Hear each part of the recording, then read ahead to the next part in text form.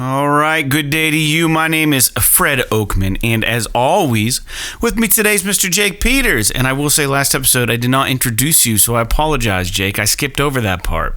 I don't know I honestly didn't even notice. Yeah, so, with me today is Mr. Jake Peters, and we are PS This Is Awesome, a PlayStation podcast. This is episode 198, and this is a show where we share our feelings about the current state of PlayStation. But before we get on with the show, I want to invite you all to subscribe to our channel on YouTube, youtube.com/PS This Is Awesome.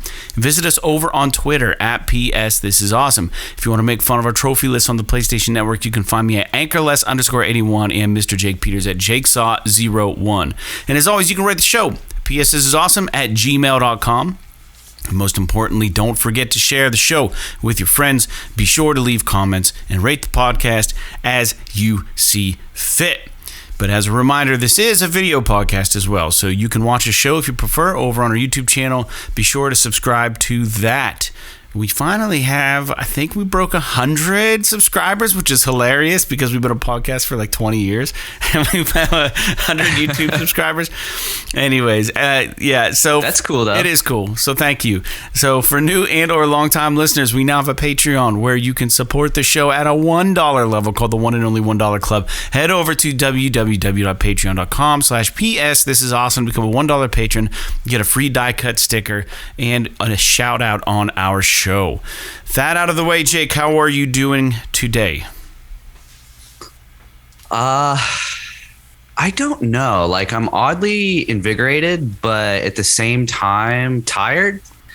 It's weird because I played hockey Thursday night late, hockey Friday night late, played a show last night late, and this morning, I was kind of tired when I woke up, but like, I don't know. It's weird. Like, I think I just feel physically tired, but mentally I feel very kind of awake. You're jacked mentally. Yeah. So I don't know what that's about. I mean, maybe it's just because my body's all fucked up from playing 2 hockey games and then standing for 3 hours to play a show. Yeah. Dude, I'll be honest with you. We haven't played a show in 3 months? It's been a while. So I was dragging hard that third set. Something about that place, though. There's something about that place that we play that Nate was saying the same thing. It's just some venues you get up there and you play, and before you know it's over and you had a blast. Sometimes it's not even like I didn't have a good time, but there's just some rooms just feel like 3 hours feels like 6. You know, Troy was saying that like the first time he had played there, he was like, man, for whatever reason, man, I could have swore we were going on hour 5 going into our second set. And I was like, yeah, there's just something about the room. I don't know if it's the lighting.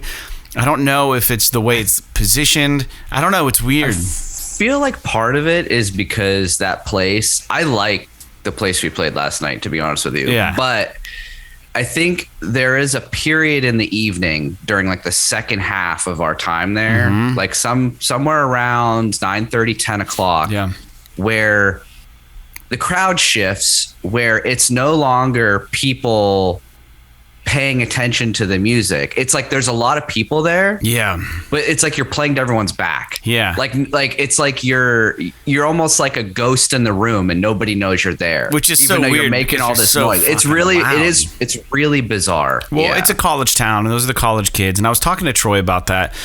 And I was like, man, it's just so, granted, we had quite a few people there actually to see our band. And then, like you said, that kind of crowd shift happens. And then what's so odd about it is I know when I was in college, if I walked into a bar or something and I saw a band, I would like at least look over my shoulder one time to see who was making the noise or what was going on behind me. These kids, they don't even turn, they don't even look.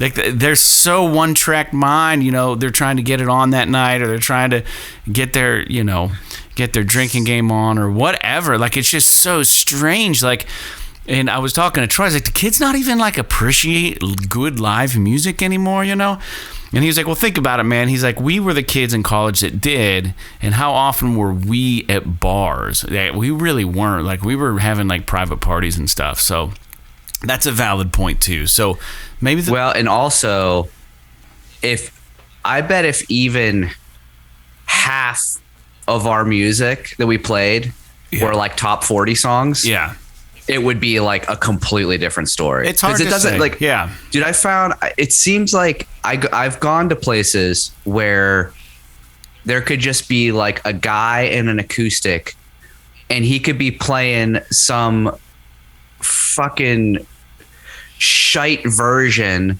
of a top 40 song and everyone is just going crazy because they're drunk or having a good time or whatever and they love it.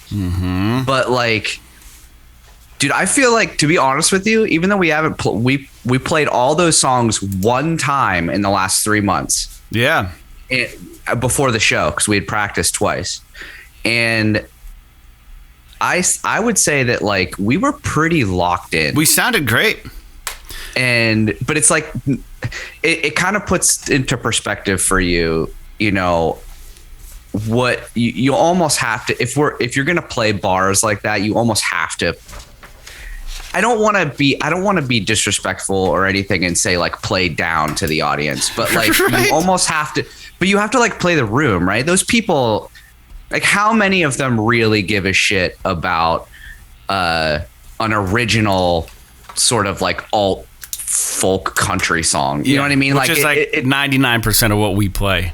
Right. So, and even the covers that we do are covers that we think are really good songs. They're not so other than like the Tom Petty shit that we play, not a lot of it is what I would call approachable to the commoner. Yeah. But it doesn't, but what's crazy about it though is also it doesn't suck. So people aren't like, get out of here. You guys suck, because we're a good band. So people are just like, all right, cool. There's this band playing. They're locked in, they're tight, they're playing shit I've never heard before. All right, this is great. This replaces the jukebox for the next, hour and a half after we roll in. This is fine. But they're impartial. It's just a weird vibe coming from punk rock, where everybody, you are the when you're a band and you're a punk rock band, you are the focus. Like everyone's facing you, everybody's watching every little thing you do.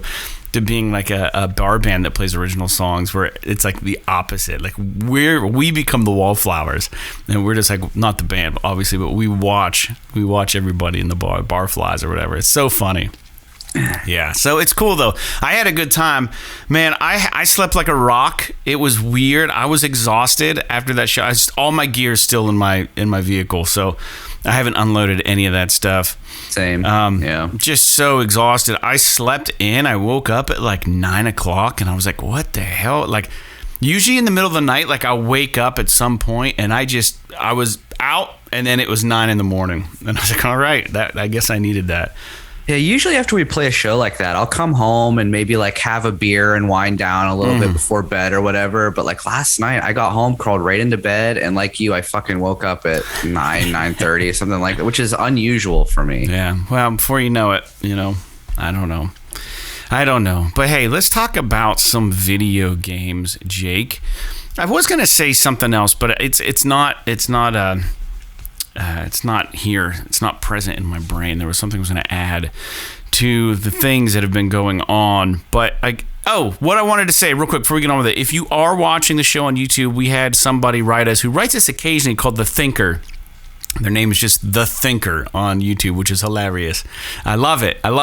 Always peppering in ideas, counterpoints to some of the stuff we say on the show. Always appreciate that person.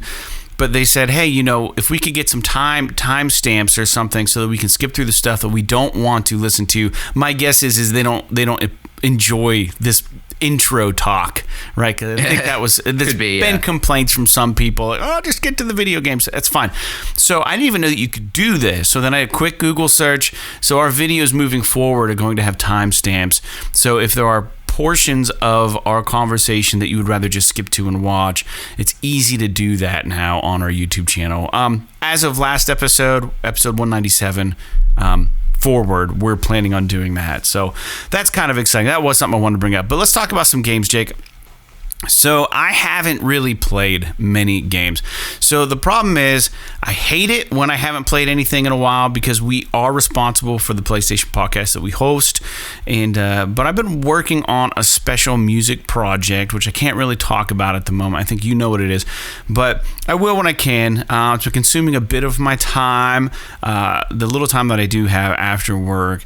And then sometime throughout the year, things kind of take precedence over games, unfortunately. It's just kind of a reality. But I am excited to hear what you've been playing. And I do want to set a start date for us, Jake, for Mass Effect 1. I need the time frames to hold myself accountable for playing some stuff that we can talk about in the show. But I also want to let people know I am still working through Darkest Dungeon, and I'm just getting my clock clean. The harder bosses are just so difficult, and it's still got my attention, but it's kind of disappointing when you lose characters you've built up. You know the thing. But I still love-hate relationship. So, are you playing any games? First off, are you playing anything different? Forza still? Not really. I've just been kind of dinking around in the Skyrim Anniversary Edition stuff. Yeah. Just kind of I'm just waiting for Halo to come out on Wednesday. Mm-hmm. So I didn't want to start anything that I wasn't gonna sort of continue. And Skyrim is just one of those games you can just kind of bounce in, fuck around, and then completely forget about it. Yeah. So that's basically all I've been doing. I do have a plan for Mass Effect 1. I think that it's likely going to be probably Christmas break is going to be when I'm going to start playing it. Okay. Assuming that I'm done with Halo at the time. I don't know if there's any indication of how long the Halo campaign is yet. I know it's a little more open than the old ones. Yeah. But we'll see. Yeah, like I said, probably either, because I don't know exactly how much of a vacation I'm going to have for Christmas break, but it could be as much as 2 weeks. And if that's the case, then I might have to finish up Halo, and then I'll start in on Mass Effect. But we'll shore up a date for sure once we get closer. But I would probably plan around Christmas, the first of the year, or something like that. To have it beaten, or to start it? To start Mass Effect 1. And I figured it would almost be like a 2022 thing. Okay. Just because I just don't think that because they're like I said, you're probably going to spend 20 to 30 hours on each game. So yeah. I didn't want to try. That's good. And I wanted to be able to focus on it. And we have a super busy first and second quarter of 2022 with new games that we're going to hopefully be diving into and talking about in the show. So yeah, I'm guessing it'll be something like we'll probably play the first game, then maybe take a break for Horizon, then maybe play the second game. It might take 6 months for us to get through all 3 games and do all 3 episodes of whatever we're going to call that segment. Yeah, fair enough. No, that's good. That's good. I was just bringing that up. My we'll get to Christmas break and stuff, but I'm going to be away for the holidays this year, so it's going to pose a little bit of a issue with us getting these podcasts recorded throughout till the end of 2021. So we got to figure a plan out. We'll talk about that at the end of the show real quick. All right. Well, let's move into the news. There's a lot of news points here this week. And I'm going to lead off with the most largest news item, I would say, considering PlayStation. This is actually kind of exciting. So it's finally happening. According to an article at Bloomberg, Sony is planning on combining PS Plus with PS Now and rolling out sometime in the spring of 2022. And this, of course, will be a model feeling much like Xbox's Game Pass for those who partake in that. But here's the gist. Here's the rub. Here's the caveat. And this is what Sony does sometimes with things. We've seen this approach before, most notably with the PS3 models, different SKUs of things. They can't just be and you either have it or you don't. They have to give you different levels and tiers and different things. Mm-hmm. That's what fucking Sony does. So the rumor is that, and I don't think this tier thing's a bad thing. We can talk about it here in a minute. The first level will be pretty much what we currently know PS Plus to be. That will include your cloud storage, and then the monthly free games, and then access to multiplayer, and probably game discounts. That would be like the level 1. I'm guessing the cheapest version. Regular PS Plus. Essentially, like yeah, that's the way it reads. And then level 2, PS Plus features, you'll get those in addition. You will have access to a large selection of PS4 games, and then PS5 games, most likely when they start to age a little bit. They're going to start giving us PS5 games at that level 2. So a ton of PS4 games on the house, and then as PS5 becomes older and older, some games peppered in for PS5. That's level 2. In addition to all the PS Plus regular benefits. Level 3, which is like the Cadillac, which is going to be all the features of the first 2 levels, plus the addition of game streaming and access to PS1, PS2, PS3, and PSP games. No, there's no mention of PlayStation Vita games. So what level... First of all, forget about the levels. What do you think about this move on Sony's part?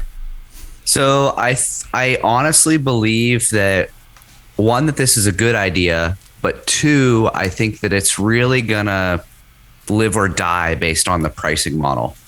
Because if it's literally just the same price as taking PS Plus and then adding the price of PS Now on top of it, it's like, what's the fucking point?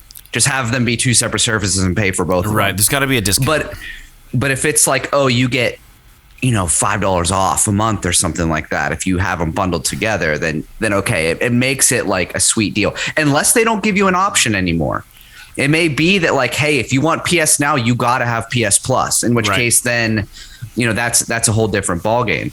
But I think that the tier system makes sense, to be honest with you, because I'll be honest with you, for me, I'd be a level 2 guy. You know what I mean? I don't give a shit about streaming the old games. I could literally care less about that. Right. But the PS4 and PS5 games that I can download natively to my console and I don't have to stream, I'm all about that. So for a yearly fee or whatever. Right. So let's say, I think, we pay what, like $60 a year now for PS Plus, something like that. If you don't get a discount, that's usually what it is, $60 or $70. What if it was like something is for like level 2? What if it was like $80? If it was like $80 for level 2, I mean, that's a fucking steal. Right. In my opinion, that's a steal. My guess is it probably $120. Maybe I would say maybe level 3 would be like 100, 120, something like that. And then maybe level 2 would be something closer to 100.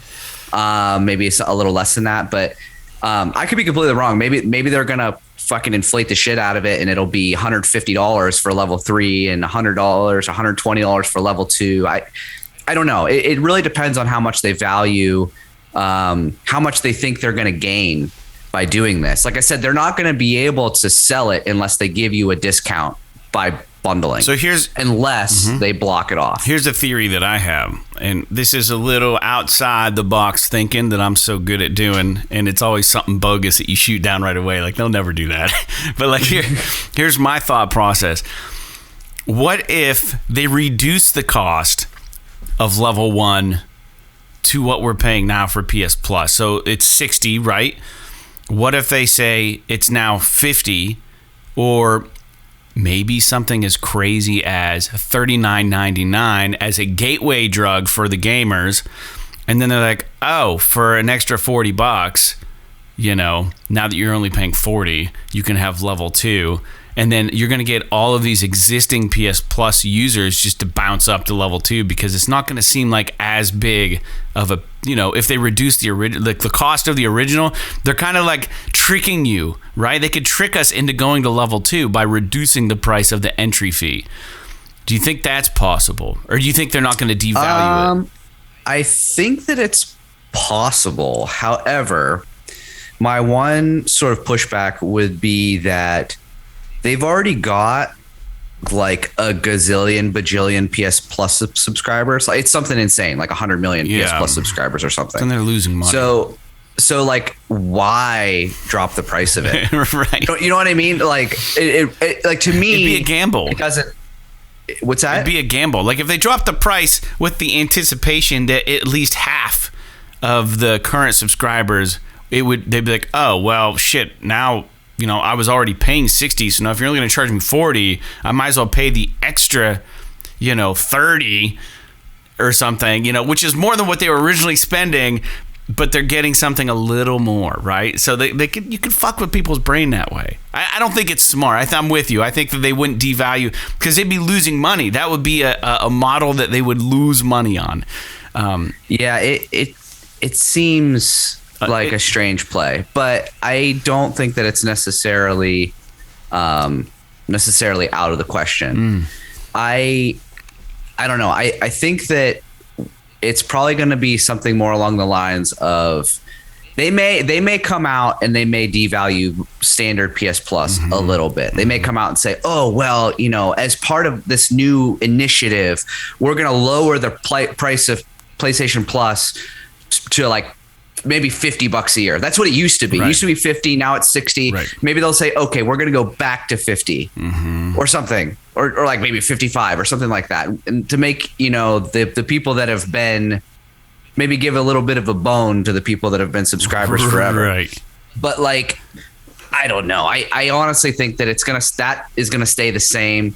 And honestly, it wouldn't surprise me if it even went up. Like they might add some little fucking stupid little extra into PS Plus, and then so they could raise the price of it a little bit as a part of this new, because they're gonna push this as like the new PS Plus. You know what I mean? Where it's like we've got all this extra shit, right? So when they do that, it'll be almost like whenever Jack Tretton came out on stage with the PS4, and we're like, he basically like underhandedly was saying, you got to pay for PS Plus now if you want to play multiplayer games. He was just like, oh, we kind of have to do this. And it's like, okay, well, maybe they're going to do something similar with this, where they're like, oh, hey, okay, well, since we're adding all of this functionality and all of this content, we have to raise the base price of PS Now a little, or PS Plus a little bit. But ultimately, if I was a betting man, I'd say PS Plus will stay within $5 of the same price, the level 1. And then, you know, level 2 will probably be 50% more. So $80 or $90, $100 maybe. Yeah. And then it wouldn't surprise me if level 3 was like 120 or something. Yeah, something like that. Maybe like double the price of PS Plus. But, you know, like you think of like Hulu, right? Hulu, base Hulu is like $8 a month or whatever the fuck it is, but it's got ads and commercials and all this bullshit. Whereas if you pay for the ad-free version, it's like basically double or almost double what the ad version is. So I could see them kind of doing a similar kind of pricing tier system with this. I think the other thing that's going to be a problem for PlayStation if they want to charge a lot of money for this is that they got to have better games. The PS Now games are just not that good. Like they're I'm not going to say they're bad. They do have some good games on there, and obviously Sony's going to be throwing in games like the collection type games that are like the Last of Us and Uncharted's and the Horizons and all that kind of shit. But there's no way in hell, like Sony has the reason why Game Pass is successful is not necessarily because it's, oh, we get all these games for $10 or $15 a month. It's because Xbox has gambled and they're like, all of our first party games from day one are on Game Pass. So like brand new Halo Infinite, when it comes out on Wednesday, I can just play it on Game Pass. I don't have to fucking pay for it. Sony won't do that. They have no reason to. But that's part of what is driving the subscribers for Xbox, is that all of their first party shit is just there. Yeah. All the Bethesda stuff, now that they bought Bethesda, the Elder Scrolls, the Fallouts, you know, the Doom, all that stuff. And so I think that Sony is going to have to, I'm not saying that they need to come out and drop like fucking Horizon Forbidden West day one on PS Now, but they need to start bringing some of their back catalog in and putting them on the service, like Ratchet, take like a little bit of a gamble, like say Ratchet 2016, Uncharted, the Nathan Drake collection, even Uncharted 4, like all the Uncharted games at this point. It's been so long. Like The Last of Us Part 1, and then obviously there can be some that they swap in and out here and there, and they're going to do that, but that's going to be mostly like a third party thing, is just deals with third parties on what games are coming in, what are going out, kind of like Netflix.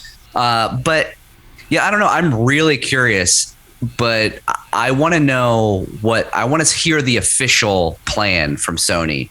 And I don't know when they're planning on announcing this. Is this all speculation right now, or is it? Oh, this came from Bloomberg. Like pretty good this came from Bloomberg, and they have some info on this. They're saying I would imagine spring of that 2022 is when Sony's going to drop this.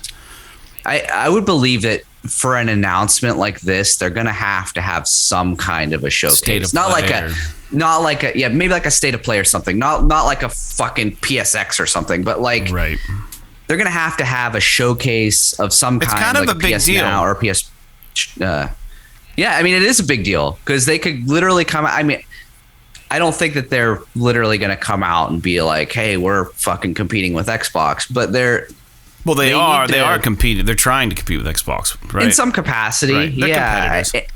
And I think that the one thing that Sony has going for them is that they have the player base to where they can afford to not take the risks that Microsoft is taking with all their first party games being on. Because now that Microsoft has set that precedent, they always have to do this now. There's no coming back.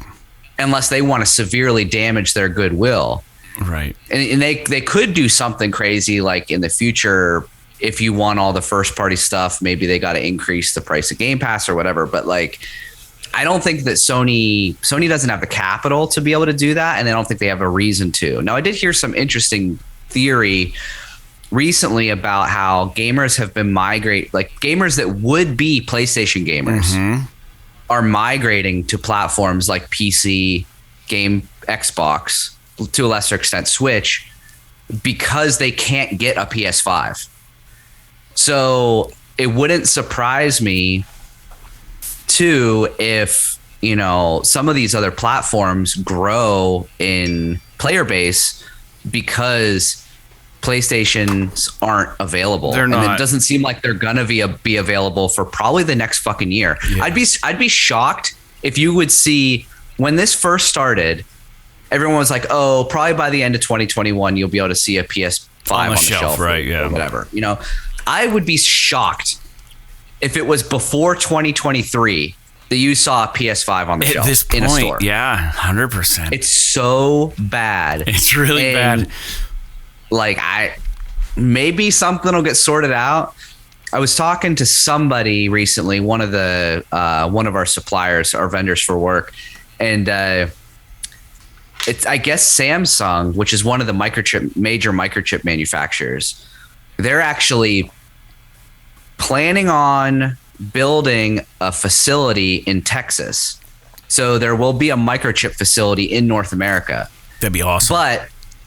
But the word on the street is that at least initially will be almost solely dedicated to serving the auto industry in the United States. It's a big which problem. Kind of makes sense. Yeah, it's a huge problem. Because you still can't get a fucking car anywhere.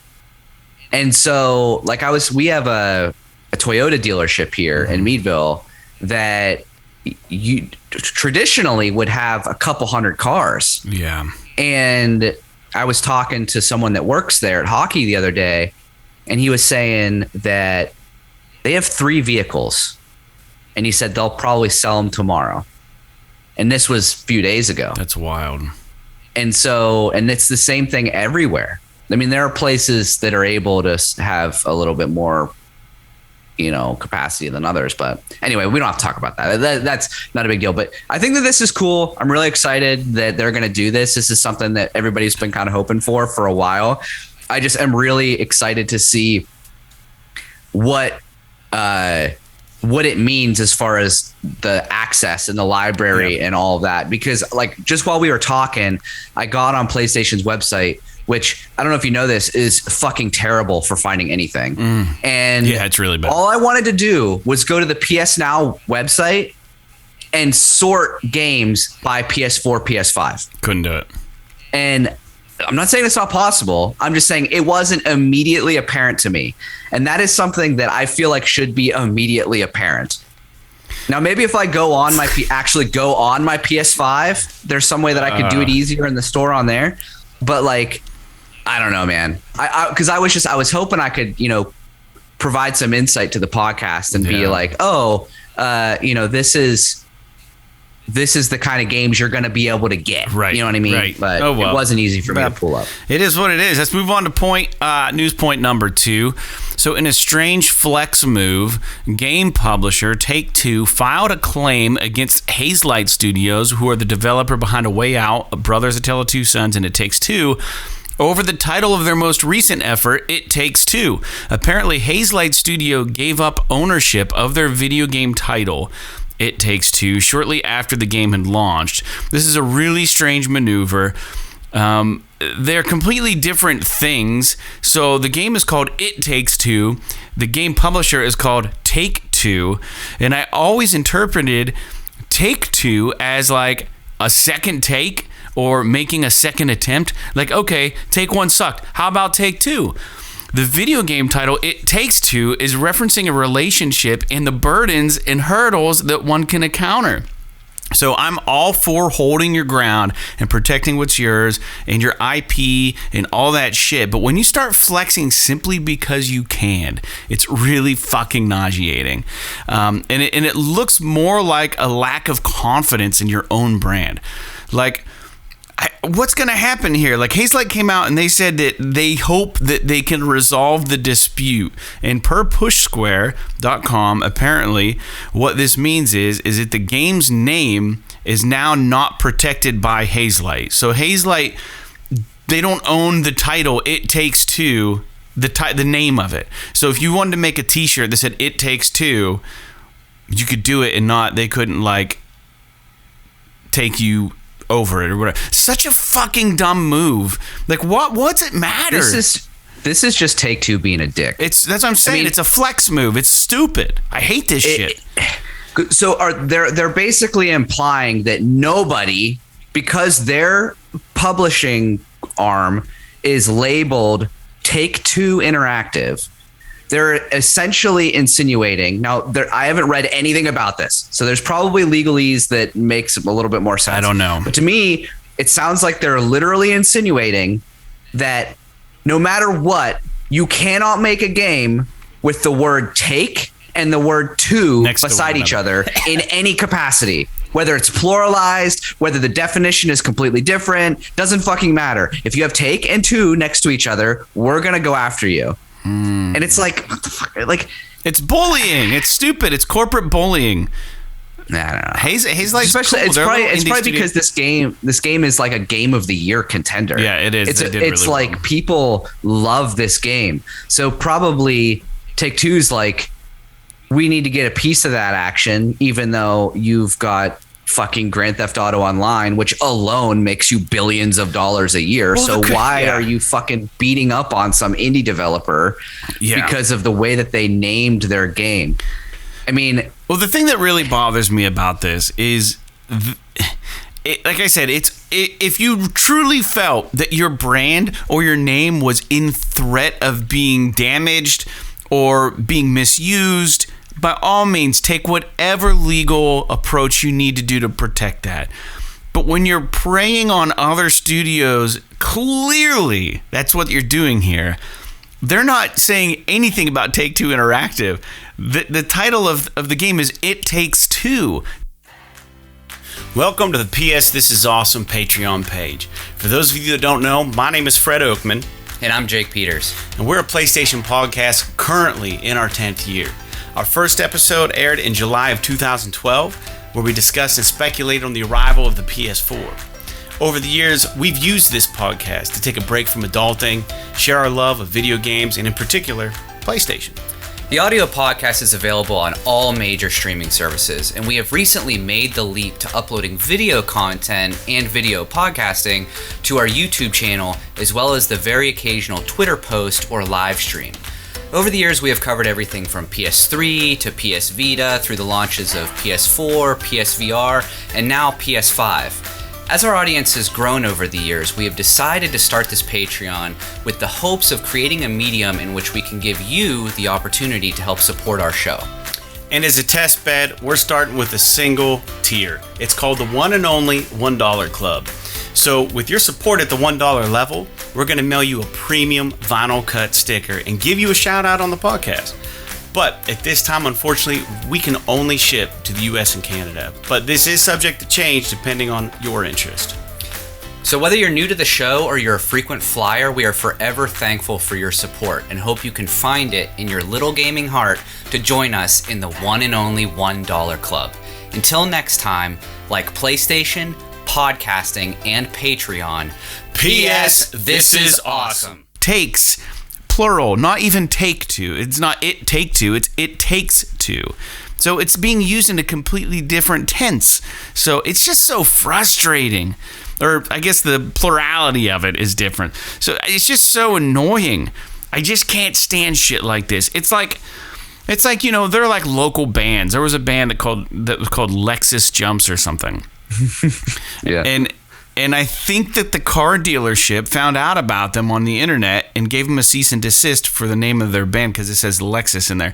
But it wasn't even spelled the same, which is fucking stupid. Phonetically, it sounded the same, and they were like, nope. And then the band just didn't want to like go through the trouble. So they're like, all right, fine, we'll fucking change our name. They might have even broke up over it. I don't know. But just like these big corporations bully people around. And it's just annoying. It's like, oh, I didn't know that I no longer have creative freedom because you are using these words, right? It's just so stupid. If you could do that with everything, think of all the song lyrics, think of all the song titles, think of everything that could be, you could like, file suits against people overusing and claim that it's yours, right? It's just that's like, so stupid. Do you remember, I don't even like the song, but there was a song like, it was like 5 years ago where there was a dispute between Tom Petty and yeah, I know the song you're talking about. Guy from England. It did sound just like the Tom Petty song though. I thought it did. Yeah, I mean, but there are so many instances like that where people are like, oh, well, this is you're stealing our shit. Where it's like most of the time I can't even tell. And I would have never I never one time thought about Take Two Interactive when I saw the name in the game It Takes Two. No, me neither did I. Never crossed my mind. And it's like why are you pressing this? I don't know. Like, to me it sounds like what they did was they waited until It Takes Two was successful, so they could literally be like they're basically gambling a little bit where they're like, the game is too successful now for them to change the name, so we can get kickback from this by basically saying, okay, if you don't change your name, you have to give us a cut. So because the game is so successful now, they're probably like, oh, we can't afford to change the name of the game. And whereas like if they had done it before the game launched, it would have been a completely different story. Yeah. So it's probably what Take Two is doing. But if I was the publisher or the developer or the publisher of It Takes Two, Hazelight, Hazelight, and they were, the court came back and said, oh yeah, well, you either got to change your name or you got to pay Take Two a cut. I'd throw them a big fucking middle finger and I'd change the name of the game. I wouldn't give Take Two a goddamn dime. They don't deserve it. They don't need it. Fuck them. They're so rich. They're filthy rich. Yeah. All right. Well, let's move on a little bit here. And as we do the podcast, I'm trying to write down some of the time codes so I can do this easier when I upload the video. So sometimes the suggestions to the show are great, but it means like an extra 15, 20 minutes on the back end, which is difficult for me because I'm so busy. So I'm trying to keep track of this. So true to how I've noticed the PS Plus games usually work, there's some kind of promo going on when we get a free game shortly after. It's no different here. Kingdoms of Amular. Re-Reckoning, which we just got last month on PS Plus, is finally getting its long-promised DLC titled Fatesworn. There was some rumors about this happening, and no one knew if it was actually ever going to happen. There was, oh yeah, they're still working on it. Well, we just got Kingdoms of Amular as a PS Plus game, and now the DLC is available. Well, it's not available yet. It's dropping December 14th, but it's kind of weird because the original game came out years ago. But needless to say, it's coming out. So I think this is probably why we got Kingdoms of Amular Re-Reckoning on PS Plus, because they knew that this was going to be coming out soon, and they're trying to drive interest in the game again. So just something to think about in the back of your mind when you get those PS Plus games, the free ones they announce. What future implications could receiving this today mean? You look at the games that you're getting, like, I wonder if they're going to throw something else at us this way about this I think title. it's cool. I'll be honest. I think it's fucking awesome that they've re-released this game and then they're adding new content to it after it was dead for so long. I think that it's usually more of a problem whenever the reverse is true, where they do like a sale. Like if they were to do like a sale on Kingdoms of Amular, so a bunch of people bought it for fucking $30, and then the next month it's for free on PS Plus. Oh, that's the worst. Like that is usually the worst. I don't think this is as big of a deal. I think it's actually pretty cool, because you get the game for free and then you can get content for it, extra content, if you like it. Yeah. So, and I think a lot of people do like this game. So it's just interesting. I guess what I was trying to drive home is just like when these games get announced, the PlayStation Plus games, there might be a little Blue's Clues hidden in there. Maybe a sequel or some DLC coming or something like that. Yeah, maybe something. So December 9th has been announced as the Game Awards. And what the hell's today? We're recording this on Sunday the 5th. So it's this Thursday. Yeah, so it's coming up. And we'll be getting a taste of some new games being shown off, I would imagine, as well as additional gameplay from games we can't wait to see more of. But we've since learned that The Lord of the Rings will be featured again with more gameplay from the game Gollum. And what other games do you think, Jake, perhaps we may get surprised with? Do you think it's possible we'll finally get a teaser for The Last of Us Factions? And most likely, my guess is we might see something about this newly carrot dangling on a stick that BioShock 4 is. You might see something. If we do get... I think it would be cool... You have a point about BioShock. I think that would be a really interesting thing to see. Mm-hmm. It's been long enough, I think, that it wouldn't be out of the question. It's not necessarily the flip side, but related to that would be whatever the game is that Ken Levine's been working on, who is the original creator of BioShock, who is not tied to the new BioShock, but started his own smaller studio. But they've been working on a game for years now, and I'm kind of curious. It seems like he's a big enough name that it wouldn't surprise me if he would announce his stuff at an event like this. I think... But... Hold on. No, keep going. Sorry, I'm looking something up. Go ahead. But I was going to say, I mean, Factions totally makes sense for this event. Or whatever the next thing is, maybe that Naughty Dog is doing. Mm-hmm. It wouldn't surprise me if there are some other announcements from some studios that we haven't seen in a while. I'm guessing it's probably going to end up from the Sony side of things, though. If it's not Factions, it'll probably end up just being more about like God of War and Horizon, maybe. Horizon. We'll see something for Halo, I'm sure. You know what would be cool as fuck, which it probably won't be, if maybe we saw something from like Astrobot. That'd be kind of cool, like a new platformer coming out or something. Yeah, like maybe another, because I think Astrobot is one of those games, that Astrobot Rescue Mission that we got, or not, it wasn't Rescue Mission, Astro's Playroom, that we got with the PS5. That's one of those things, one of those types of games where I'm like, you know what? This game took me like 4 hours, like literally 4 hours to platinum it, maybe 5, because of all the hints they gave you and all that. Mm-hmm. But I'm like, they could literally release one of these every year. That'd be cool. I would play it. Yeah, it'd be cool. Just a little like 3-4 hour platforming experience. It's just fun, you know, and it's really kind of a palate cleanser type game, you know. I would totally love something like that. I don't have all of the PlayStation Studios up in my brain right now. You know, we could maybe see more of the new Spider-Man game. Oh yeah, but I'm guessing probably not, because they're saying that game is 2023. I imagine they're probably, Factions makes the most sense because everybody knows about it. But they'll probably save we haven't seen anything. That. What's that? They might save a state of play. We might get a teaser for Factions and then a future state of play. Well, that's what I'm saying. They might officially announce it, but maybe they won't have a ton of information on it, and then they'll do a real legit 20-minute state of play on it later.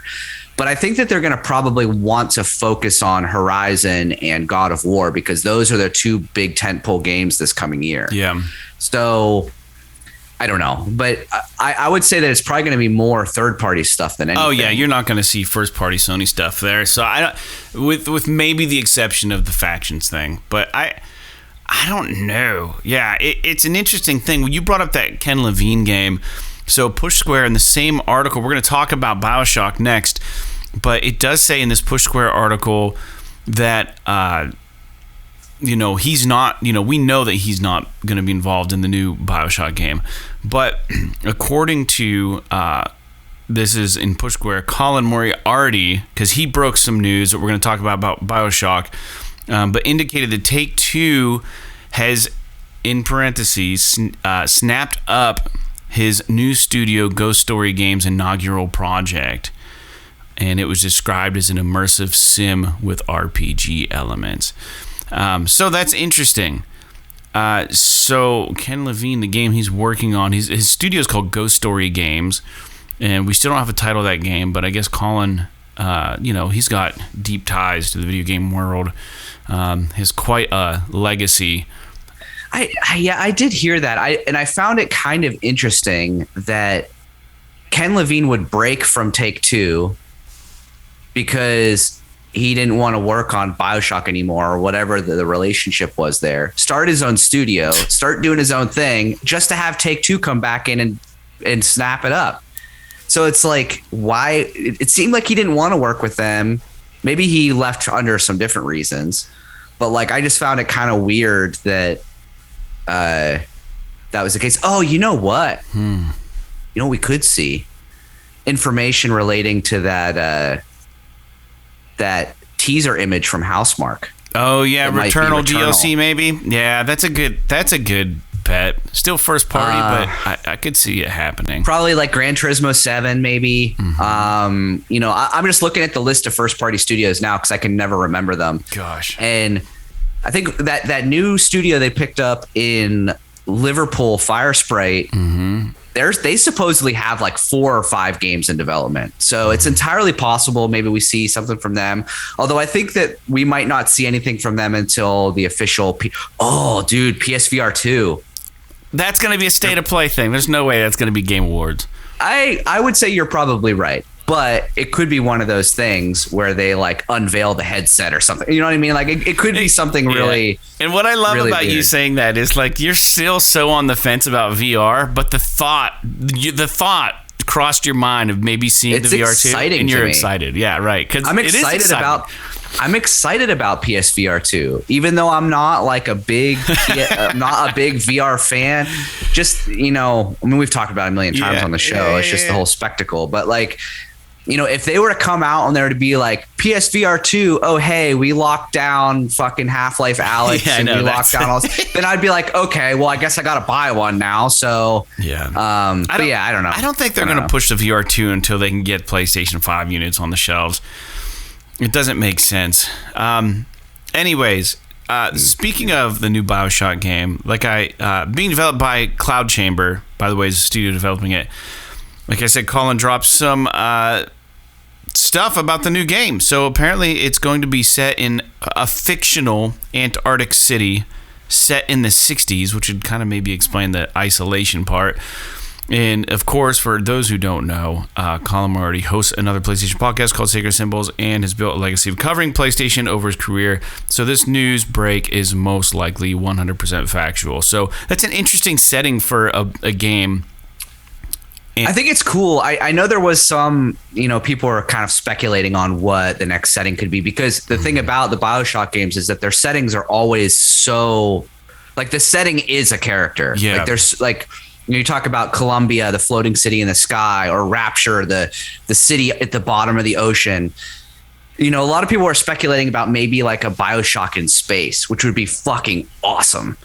Yeah. But maybe they were thinking, oh, well, Prey might be a little bit too close to that. We might not want to, because Prey, everyone was touting Prey almost as like a BioShock in space kind of experience. Yeah. It really wasn't, but it had a similar feel to it. Mm-hmm. But I think I never would have thought this, so I think it's cool that it's what they're doing, having like an Antarctic or like Siberian kind of, like the movie The Thing. Mm-hmm. Maybe they're drawing inspiration from that, which would be fucking awesome, because that movie is dope. It's scary, man. But yeah, I just hope that they can.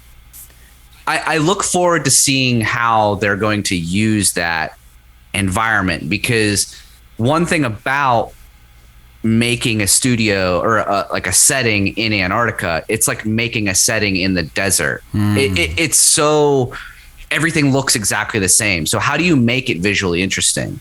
So like, they never had a problem with that with Rapture, because even though it was under the ocean, it was like the city itself was what was really enticing. And maybe they'll do something similar with this, but I'm a huge fan of all three BioShock games. So I am really looking forward to this. I don't know if it has, we talked about this recently, with regard to BioShock 2 and how it wasn't made by Ken Levine, but I still thought it was really good. Yeah.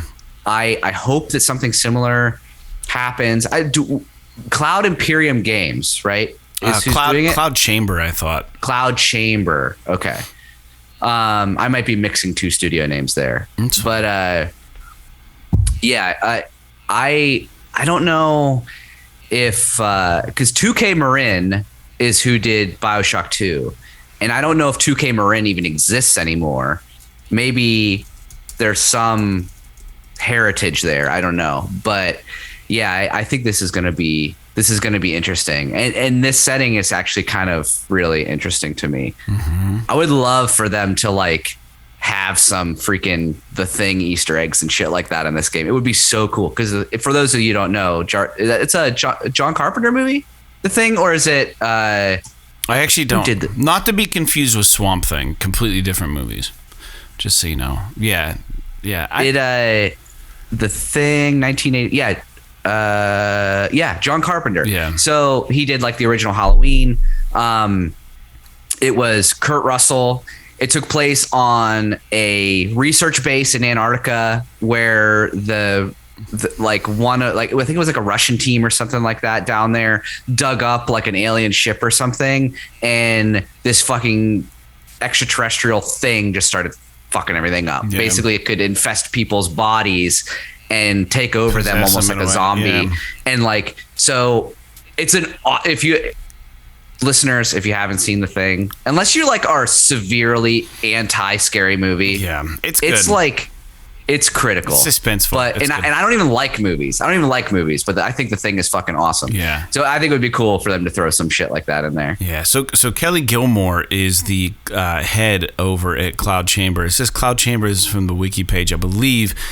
American video game developer based in Novato, California, with a studio in Montreal, Quebec, founded by Kelly Gilmore on December 9th, 2019, as a division of 2K. The company is developing the next entry in the BioShock series. So there you go. A little bit about Cloud Chamber Studios. But let's move on to the next news point, shall we? In some blowback. Okay. Hold on just a second. Here is why I got confused. Mm-hmm. Cloud Imperium Games is a company. What are they? They're the ones that are doing that Star Citizen game. Okay, fair enough. So, okay. Yeah. You go ahead. Pass. Sorry. I've never even heard of it. All right. So in Blowback related to the recent December PS Plus games, which were announced, it turns out that the free game Godfall, or the version that we get as PS Plus members, has absolutely zero story content like the normal game. We only get access to endgame game. It's a completely different version of Godfall, and it's titled Godfall Challenger Edition. In the opposite twist, when a game usually gets a rebrand or a title change, it is typically the original game and additional content attached. This was a title rebrand, and they removed the single player game. So this is like the opposite almost. So it's so a lot of PS Plus users are feeling really ripped off here because, I don't have Godfall. I would only want to play Godfall if it had single player content, but it's the new version, which is Godfall Challenger. This is like some Destiny shit that they, it's annoying. I already did not want to play this game, but now I definitely don't want to play this game. It's annoying, and it's annoying that Sony didn't say, wait, hold up, what, you're not giving us the whole game to give to the PS Plus users? I'm sure it was some deal worked out between the two of them. Sony knew what they were getting. So to me, this seems like a waste of a fucking PS Plus slot. Yeah. Because they could have put something else on there that I don't even get. It could have been some fucking bullshit fishing game for all I care. I would have rather had that than this. Because Godfall came out.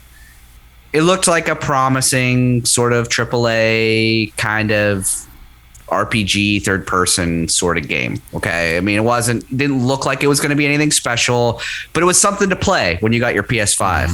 And Sony, I think, helped fund it or something. So they got exclusivity or something like that.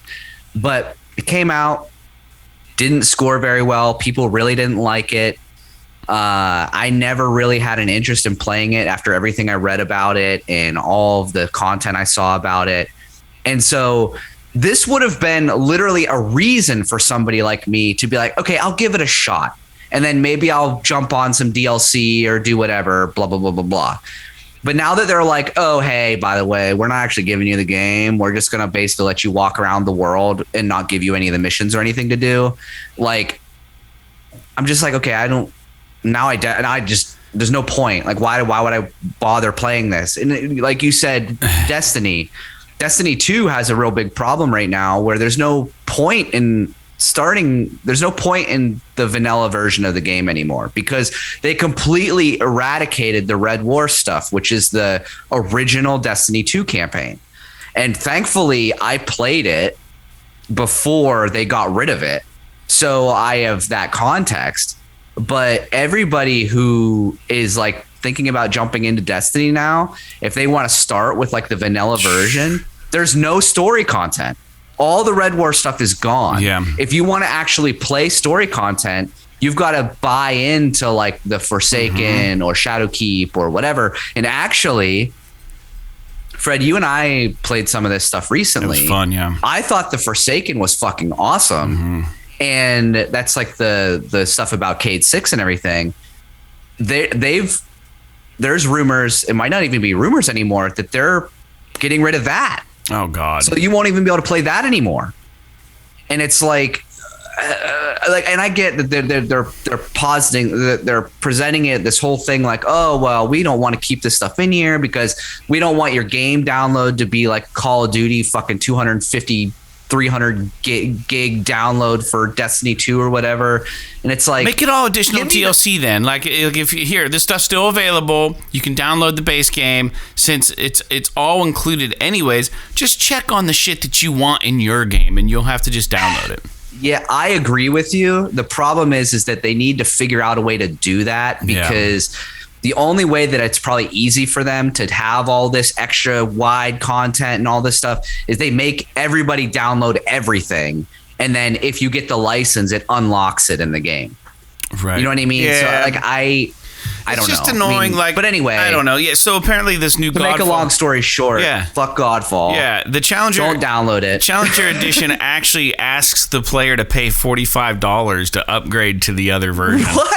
Why would anybody pay $45 for Godfall? Yeah, in game. It's like $45 to get the single player stuff. So no, okay, here's what I'm gonna say. Let's see right now. Hold on. God. Right now, I'm gonna go to eBay, and I'm gonna look up Godfall PS5. Yeah, tell me. Okay, so you can get a physical copy of Godfall for like $20 on eBay. Yeah. So, oh look, here's one for $9 now. There's $9, but it's still got bits. Still not worth it. So like, fuck, you could go. Don't fucking download. Don't even play with it. Don't support them. It's if you so want to play stupid. Godfall, go on eBay and buy a physical version of it. If you have a disc version of the PS5. Yeah. I was reading somewhere that it's on the Epic Game Store too, this version of Godfall, and it's like just free.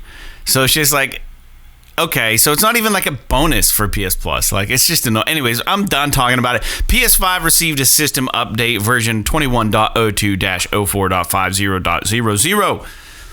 Remember that. We know nothing, but it states it improves system performances. So we're continuously getting these PS5 system updates. Moving forward, they're actively patching that GTA trilogy, and despite it being such a shit show of a release, it seems the patches they're rolling out, very fast I may add, are wildly enhancing user experiences. So that's good news. So I'm glad they're addressing it, but it should have never been released that way. Anyways. Yeah, it's almost one of those things where like, I want to play these remasters, but I don't want to support them. Yeah. Because of the way that they launched it. Like, I don't want to reinforce this fucking broken system culture of just releasing shite games. No, sorry, take that back. Good Decent games that are released in a shite state so that they can just fucking get all the pre-order numbers and all that crap and then just apologize and patch it out later. Yeah, I agree. Like, I think that it's like, imagine if you bought a car just expecting that you were going to get a recall on it and have to take it in to have something fixed. Yeah. And you're like, this is just how they make them these days. Yeah. No other industry is okay with this. This is the new But normal. for whatever reason, the games industry, it's like, yeah, fuck it. Just like, I want CyberPunk so bad. I'm just going to, to me, it should be borderline illegal. Like, I should be able to sue Rockstar for selling me a game that they had to have known was fucked up. Yeah. Yeah. And then it's so funny. They're like, oh, we're fixing it. Well, the same shit. It's CyberPunk. just, I don't know. The crazy thing is, yeah, you're right. It'd be like buying a gallon of milk and then taking it home and having it be only like a quarter of the way full. Be like, oh, well, I paid full price for this. I'm like, all right, I guess I got to take it back. It happens once in a while, This we'll give you the rest of it later. Yeah, we'll give. Yeah, you just gotta wait and make sure it's. Only if you notice that it's half full though. Yeah, I mean, if you're happy don't notice with how that it's it half is, full, we're just gonna let it. Yeah, if you don't want to let us know that you got the bad jug of milk or it wasn't complete full, that's on you. But maybe we can slip a couple by some people, right? Yeah, the Pringles can that's only half full, or like I'm just thinking about stuff like food, necessity stuff. But anyway, I don't know.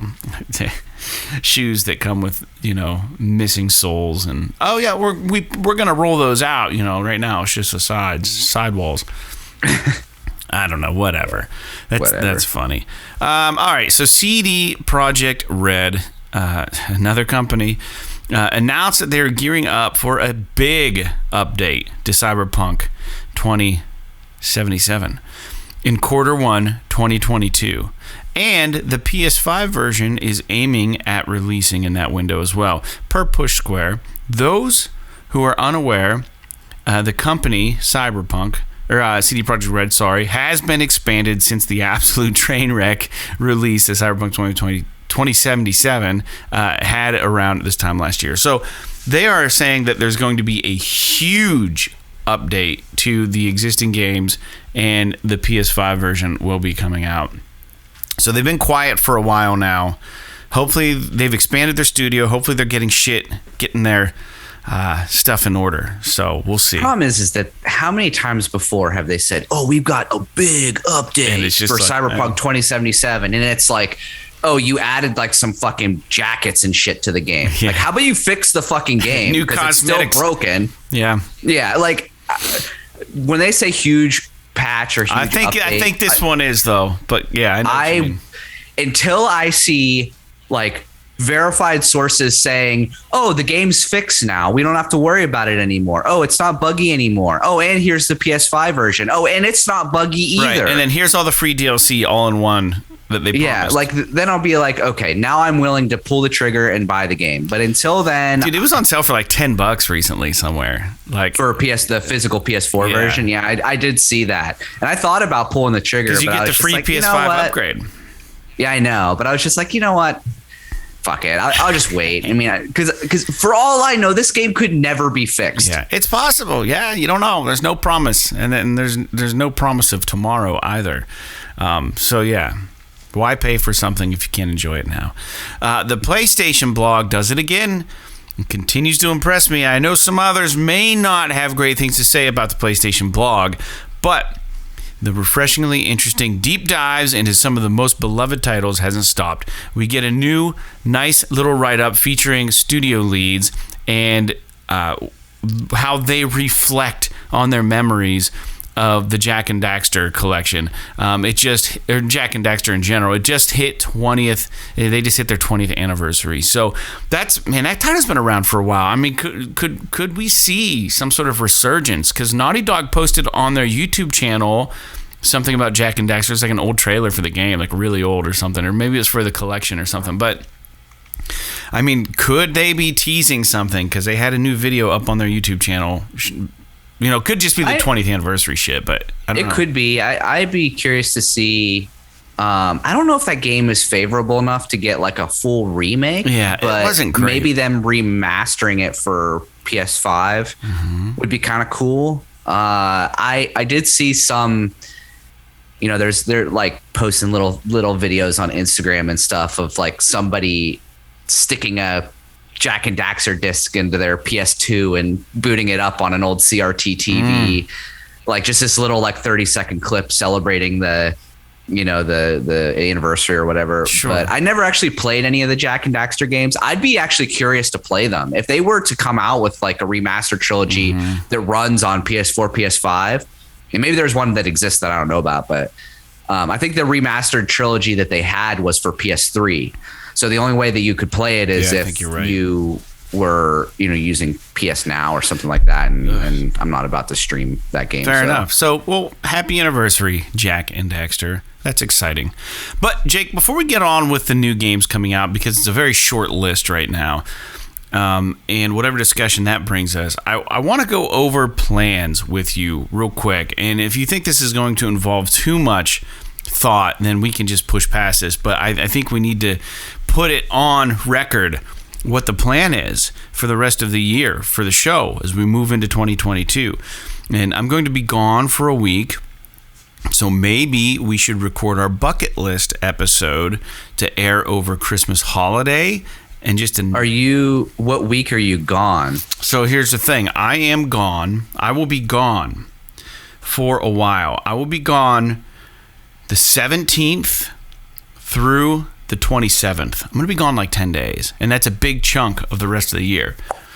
So we have between now and the 16th to figure it out. So this episode is covering the week of Monday the 6th through Friday the 10th, the work week. And then we need to record 2 more episodes. So the plan, or what I was thinking was, we need to record 3 more episodes. Do we make the bucket list episode? Do we make that episode 200? Or should we do something special for 200? Do we air a bucket list episode? Make it more special. Do we make it a patron thing? Maybe we wait till 2022 to make patron exclusive shit like we discussed. I think the bucket list thing, because we've already teased it on previous episodes, I think we need to just have that as a standalone episode. Maybe not talk about the news because we're not going to be recording it in real time, so to speak. But just have a nice episode about games on our bucket list, why we want to get to them, and kind of compare and contrast our 10 most games we need to play that we just haven't gotten around to yet. I would say, so if you're leaving the 17th, we usually record on the weekend. Yep. So you'll be missing that weekend and the weekend of Christmas. So we'll have to do 2 evergreen episodes. Yeah. Because next weekend we'll do a regular episode, and then we'll need to record 2 more before you leave. So, So I would say if we do we should do the week before Christmas. We could do our bucket list episode, and the Christmas weekend, which is the 25th, 26th, will be our Game of the Year episode. That's a good idea. Because nothing is gonna release between Christmas and New Year's. Well, that's the thing. It's going to be kind of dry. Like, so yeah, our episodes we're going to pre-record the next couple, but don't you worry, we'll put them out. You and I need to come up with a plan. So you said bucket list, Christmas weekend. Well, no, I was saying because you leave on the 16th. I got to look at the calendar. These usually release on Monday or Tuesday. The show, I just let them rip on Sunday night. I put them out. Okay, so that would be Sunday the 19th would be the bucket list episode, and Sunday the 26th would be the Game of the Year episode. Okay. And then the following Sunday, which would be January 2nd, we would be back to normal episodes. So this is episode 198 now. So this covers this week. 199 is going to be the regular episode next week because I'll still be around. Mm-hmm. Episode 200 will be the bucket list then. Yeah. And that sounds good. And we can, I mean, if we want to, we can maybe throw in some history about the show. Yeah. Maybe talk a little bit about some of the, like, maybe what we can do would be a cool thing for us to do as a segment in that show, because we could probably blast through the bucket list stuff relatively quickly, but we might be able to do a segment and be like, maybe we could look back through and see maybe some of our favorite episodes or something like that, and talk about like the things that we talked about, and maybe link them for the audience if they have any interest in going back and listening to them, which would be kind of cool. Cause like, there's obviously episodes that I'd be interested in kind of revisiting, like episode 1 and shit like that, where it's like, where we just fucking rambled for 3 hours. And I advise the listeners to not go back that far. Talking about like the launch of the Last of Us, and audio stuff like quality, content. We've gotten so much better with the podcast, and we did. To be fair, our audio quality has always been pretty good because we typically always use studio mics and recording. The intro song is improved, right? Yeah. I don't know, man. That original intro song I wrote, I thought was pretty dope. Yeah, but yeah. I guess with as far as I'm concerned, I guess it's just not as long, right? Because I think some people we've gone through iterations now of our intro song, and this is something we can bring up on the final podcast, sure, the Game of the Year one and the bucket list one. We'll talk more about it later, but stay tuned. We're not going anywhere. We're going to keep the episodes rolling for you all, and it's going to be kind of interesting to time the releases on YouTube as well, and I think I can do that through Acast with the podcast. So if I get all the shit lined up, it's going to be a lot of work, so we just need to make sure we get these things recorded. I would like to record them sooner than later and just get them in the bag. So if you want to maybe start notes on one, I'll start notes on the other, and then we can we'll status quo next episode 199. All right, so new games coming out December 7th, Heavenly Bodies on PS5 and PS4, and 12 Minutes, PS5 and PS4. 12 Minutes was that one. It's like a recurring situation, all kinds of famous voice actors. That was originally released, I think, on Microsoft platforms. It is now out. People either love it or they hate it. It's very limited release that I could find right now. So that's all I got for new games. I'm not gonna buy any of those. I actually don't even know what Heavenly Bodies is. Have you ever heard of that? I've heard of it, but I don't remember what it is. I know that a lot of people. It's about cosmonauts. So, So I just looked it up. Heavenly Bodies is a game about cosmonauts, the body, in the absence of gravity. Discover the ever-changing nuances of weightless motion in this challenging physics game. It's available on Steam. Oh, interesting. Okay, yeah, I'm looking at it a little bit on Steam. So, yeah, it is what it is. I don't know how good it doesn't even look like Heavenly Bodies is released on Steam yet even. So I thought it was. All right, fair enough. Comes out on Tuesday, so it must be releasing everywhere on Tuesday. All right. But I've heard 12 Minutes is one of those, like you said, love it or hate it kind of games. Some people think it's really special. Some people think it's incredibly frustrating. So if you're into those types of games, like Fred said, it's like it's an adventure game. you have like 12 minutes to beat the game, and if you don't beat it in 12 minutes, you start over. And it's like you got to like something happens between you and your wife or whatever, and you got to figure out what happened in that 12 minutes before it's over. Otherwise, you have to start over, and you kind of keep building each playthrough and all that until you figure out the whole story. And kind of like a Groundhog Day sort of thing. But it's not really a type of game for me. I wish I could just play it straight through as opposed to having to fucking loop these 12 minutes. I've already mentioned on the show before, I'm getting a little tired of these, roguelike games that require you replay the same shit over and over again. It doesn't appeal to me. I have so limited time that I want to like have some, constant progress. So, but like I said, some people really do love it. It's got, I think, Willem Dafoe in it. It's got Daisy Ridley in it. That McAvoy guy. No, McElroy. No. Roy McElroy. You're thinking about the golfer. Oh, no, right. Sorry. Yeah, the golfer. Sorry, I'm trying to look up the guy who played young Professor X. Yeah. John McAvoy? Yeah, maybe. John Man. No, that's this podcast is going downhill fast. James McAvoy. Sorry, James McAvoy. John McAvoy is like a triathlete guy, but anyway, I don't know. Yeah. Well, that's all we have. Play it if you want. Yeah, that's all we have. Do you have anything you want to add to the show? Anything that you want to talk about? Anything bothering you? Anything you're really jazzed about in life, Jake? What are things good? I hope that over vacation I can convince myself to spend some time playing games, and I really look forward to being able to play the first Mass Effect game.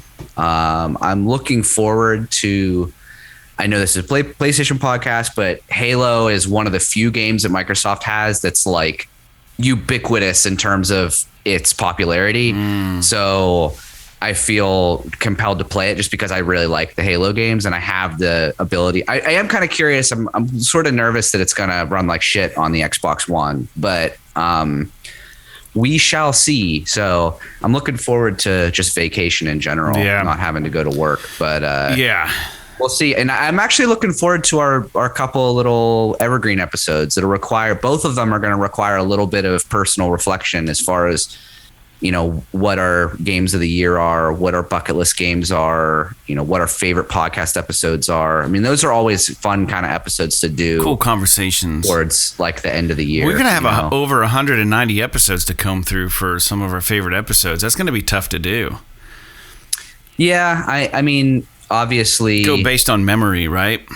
Good luck finding the episodes. That's my thought process. That's going to be tough. Yeah, it'll be one of those things you almost have to kind of scroll through the episode list and just see if any of the descriptions pop out at you. But a lot of those older episodes you can pick up on our Tumblr site that we are no longer posting to. But what is it? pssisawesome.tumblr.com if you're interested in going back through the years of podcasts.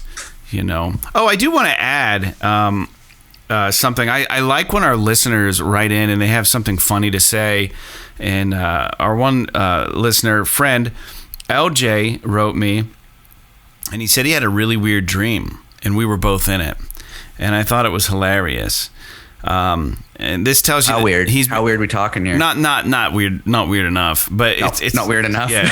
I mean, it is kind of weird, but it's just funny that, to think that we have permeated into the dreamscape of some of our listeners is exciting to me. Well, here's a tip. Don't fucking listen to our podcast when you're falling asleep. No, I think you should. And then report back to us with all the crazy shit we do. People's brains are fucking weird. I don't want to penetrate anyone's mind, to be honest with you. Penetrate somebody's mind. Permeate. Sorry. Taking it to a whole new level. Hey, no, so his, and I'm going to share this with us because, with the listeners, even without his permission, because he told me about it, and I think it's hilarious. He said, I had a dream with you guys in it. Fred, you came over to my house with Jake and a few others, and for some sort of party, I think it was housewarming. You got drunk. We drove somewhere. You got out of the van, puked, and then got right back in like nothing happened. You kept asking us to take you to Erie for your comics. Overall, a good time. It's such a regular dream, but such a funny dream to have. Like, nothing spectacular happened. We just showed up for a housewarming party at LJ's place. And hopefully we just showed up like two badasses and, we're talking about PlayStation all night and shit-faced. Why not? Yeah, that's what probably would have happened. All right, no, I'm just kidding. Anyways, hey, that's it for the show, guys. Thanks for tuning in to episode 198 of PS This Is Awesome. We're a PlayStation podcast. My name's Fred Oakman, and that was Jake Peters over there on the other line. Make sure you tune in, subscribe to us on YouTube, subscribe to us on your favorite streaming platform, and we'll be back next week. So, No. As promised, between now and the New Year's, we are gracing you with a Christmas song that Jake and I wrote called "'Tis the Season" in northwestern Pennsylvania and performed by Fred Oakman in the Flood. You can stream the song on your favorite streaming platform, so be sure to share this track on your social media to help yours truly earn those royalty checks. So, Infamous, It Takes Two, and Inner City Kids. P.S. Yes. This is awesome. This is awesome.